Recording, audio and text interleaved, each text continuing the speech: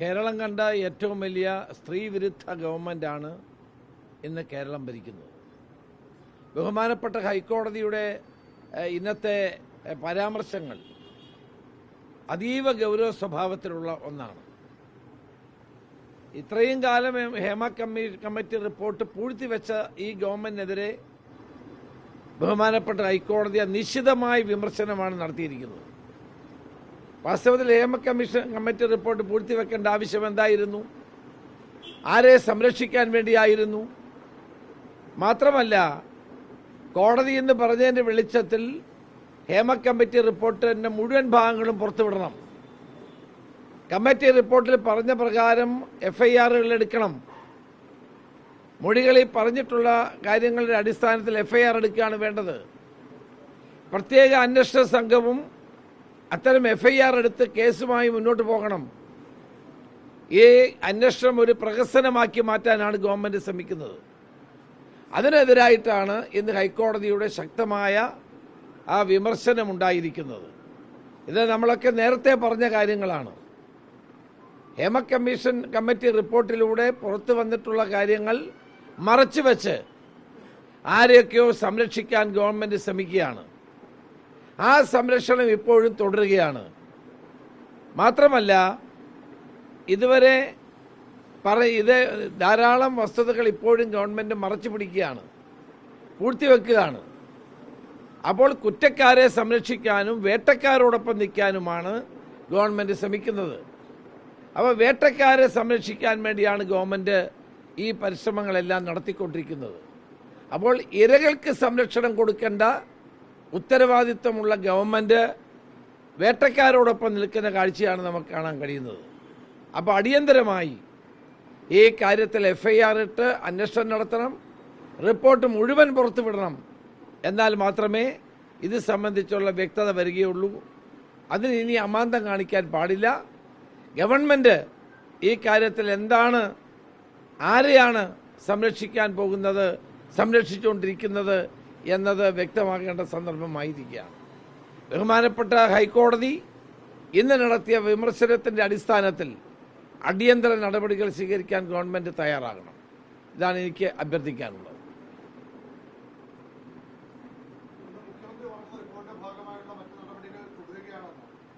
റിപ്പോർട്ടിന്റെ ഭാഗമായി എന്ത് നടപടിയാണ് ഇവിടെ ഉണ്ടായത്? എഫ്ഐആർ എടുത്തോ? ഒരു കോഗ്നൈസബിൾ ഒഫൻസ് റിവീൽ ചെയ്യപ്പെട്ടാൽ എഫ്ഐആർ എടുക്കേണ്ടത് സാമാന്യ മര്യാദയാണ്. കോടതി അതാ പറഞ്ഞത്. എഫ്ഐആർ ഇട്ടില്ല. എഫ്ഐആർ ഇട്ട് അന്വേഷണം നടത്തുന്നതും അല്ലാണ്ടുള്ള പ്രാഥമിക അന്വേഷണം നടത്തുന്നതും രണ്ടും രണ്ടാണ്. അത് കുറ്റക്കാർക്ക് രക്ഷപ്പെടാനുള്ള അവസരമാണ് ഉണ്ടാക്കുന്നത്. അതുകൊണ്ട് കോടതിയുടെ പരാമർശത്തിന്റെ വെളിച്ചത്തിൽ അടിയന്തരമായി എഫ്ഐആർ ഇട്ട് പ്രതികൾക്ക് നേരെയുള്ള നിയമ നടപടികളുമായി മുന്നോട്ട് പോകാൻ ഗവൺമെന്റ് തയ്യാറാകണം. 4 വർഷക്കാലം ഇത് പൂഴ്ത്തിവെച്ചു. ഇപ്പോഴും റിപ്പോർട്ടിന്റെ പ്രസക്ത ഭാഗങ്ങൾ പുറത്തുവിടാൻ തയ്യാറാകുന്നില്ല. ഈ SITക്കെങ്കിലും കൊടുക്കാൻ തയ്യാറാകണം. അങ്ങനെ കൊടുത്താൽ അവർക്കതിൽ നടപടി സ്വീകരിക്കാൻ കഴിയും. അപ്പോൾ ഗവൺമെന്റ് വേട്ടക്കാരെ സംരക്ഷിക്കുകയും ഇരകൾക്ക് നീതി നൽകാതിരിക്കുകയും ചെയ്യുന്നു എന്നുള്ളതാണ് കാണാൻ കഴിയുന്നത്. അത് അവസാനിപ്പിക്കണമെന്നാണ് എനിക്ക് ആവശ്യപ്പെടാനുള്ളത്.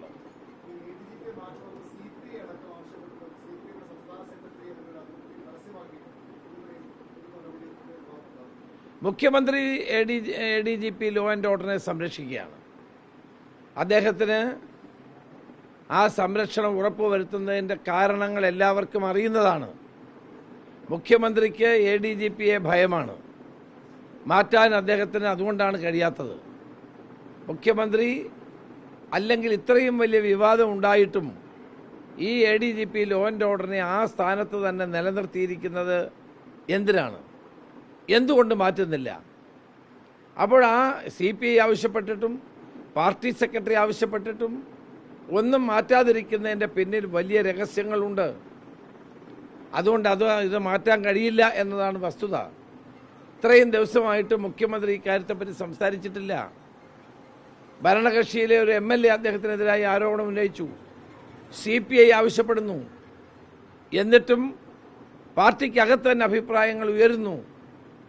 എന്നിട്ടും ADGP ലോ ആൻഡ് ഓർഡറിനെ സംരക്ഷിക്കുന്ന നടപടി അങ്ങേയറ്റം ലജ്ജാകരമായൊരു കാര്യമാണ്. അത് മാറ്റാതിരിക്കുന്നത് അദ്ദേഹത്തിന് ADGP ലോ ആൻഡ് ഓർഡറിനെ ഭയപ്പെടേണ്ടിയിരിക്കുന്നു എന്നതാണ് സൂചിപ്പിക്കുന്നത്. നാളെ ഇനി പാർട്ടി സെക്രട്ടറി ഗോവിന്ദനും പറയും BJP പ്രധാനപ്പെട്ട സംഘടനയാണ്, അതുകൊണ്ട് ഞങ്ങൾ അവരുടെ വോട്ട് വാങ്ങി എന്ന് പറയും. അപ്പോൾ ഇവർക്ക് കുറേ കാലമായി BJPയുമായിട്ടുള്ള ബന്ധമാണ്. കഴിഞ്ഞ നിയമസഭാ തെരഞ്ഞെടുപ്പിൽ ഉണ്ടായതാണ്. ആ ബന്ധം ഇപ്പോഴും തുടരുകയാണ്. പ്രധാനപ്പെട്ട നേതാക്കന്മാർ BJPയുമായിട്ട് സൗഹൃദത്തിലാണ്. EP ജയരാജൻ മുതൽ ഇങ്ങോട്ട് എടുത്തു നോക്കിയാൽ നമുക്ക് കാണാൻ കഴിയും. അതുകൊണ്ട് BJPയുമായി സഖ്യം ചേർന്ന് UDFനെ ഇല്ലാതാക്കാനുള്ള രാഷ്ട്രീയ തന്ത്രം അവർ കുറേ കാലമായി നടത്തിക്കൊണ്ടിരിക്കുകയാണ്. കഴിഞ്ഞ ലോക്സഭാ തെരഞ്ഞെടുപ്പിൽ 62 മണ്ഡലങ്ങളിൽ BJPയുടെ വോട്ട് പോയത് CPMന് ഇടതുമുന്നണിക്കാണ്.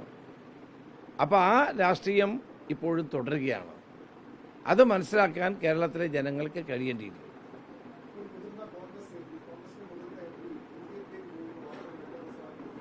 ഒരു മുതിർന്ന MPയും കോൺഗ്രസ് വിട്ടു പോകാൻ പോകുന്നില്ല. ആളുകൾ ഇപ്പോൾ കോൺഗ്രസിലേക്ക് വന്നുകൊണ്ടിരിക്കുന്ന കാര്യമാണ്. മുങ്ങാൻ പോകുന്ന കപ്പലാണ് BJP. അതിനോട്ട് ഇതൊക്കെ ആരാ പോകുന്നത്? കൂടുതൽ ആളുകൾ ഇപ്പോൾ ഇങ്ങോട്ട് വന്നുകൊണ്ടിരിക്കുന്ന കാലത്ത് ഇവിടുന്ന് ആരും മുന്നോട്ട് പോവില്ല. ഇത് ഇപ്പോഴത്തെ ഈ വിവാദത്തിൽ നിന്ന് തലയൂരാൻ വേണ്ടി CPM ബുദ്ധിശാലകൾ, ബുദ്ധികേന്ദ്രങ്ങൾ ഇറക്കി വിട്ടിരിക്കുന്ന ഒരു വാർത്തയാണിത്. ആ വാർത്തയെ നിങ്ങളാരും കുടുങ്ങരുത്.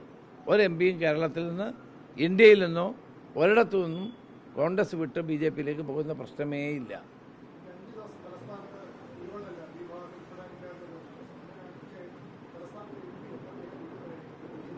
തലസ്ഥാനത്ത് MP അല്ലോ ചെയ്യേണ്ട, ഗവൺമെന്റ് അല്ലേ. ഗവൺമെന്റ് ഒന്നും ചെയ്തില്ലല്ലോ. എന്തിനാണ് ജലസേന വകുപ്പ് മന്ത്രി ഇവിടെ ഇരിക്കുന്നത്? ആ സ്ഥാനത്തിരിക്കാൻ ജലസേന വകുപ്പ് മന്ത്രിക്ക് എന്ത് അധികാരമാണ് ഉള്ളത്? 5 ദിവസമായിട്ടും ഇപ്പോഴും പലയിടത്തും തിരുവനന്തപുരം നഗരത്തിൽ കുടിവെള്ളം കിട്ടുന്നില്ല. ഗവൺമെന്റ് ഒന്നും ഉത്തരവില്ലേ? മന്ത്രിക്ക് ഉത്തരവാദിത്വമില്ലേ? ജനങ്ങൾ അനുഭവിക്കുന്ന പ്രയാസങ്ങൾ അത് മനസ്സിലാക്കാൻ കഴിഞ്ഞ നടപടി സ്വീകരിക്കാൻ എന്തുകൊണ്ട് ഗവൺമെന്റ് തയ്യാറാകുന്നില്ല? ഇപ്പോഴും പൂർണ്ണമായി അത് പുനഃസ്ഥാപിക്കാൻ കഴിഞ്ഞിട്ടില്ല. അല്ല, അദ്ദേഹം പറയും, അദ്ദേഹം അറിഞ്ഞിട്ടുണ്ടാവുമല്ലോ. അതൊക്കെ നിങ്ങൾ നടത്തുന്ന പ്രചരണങ്ങളാണ്.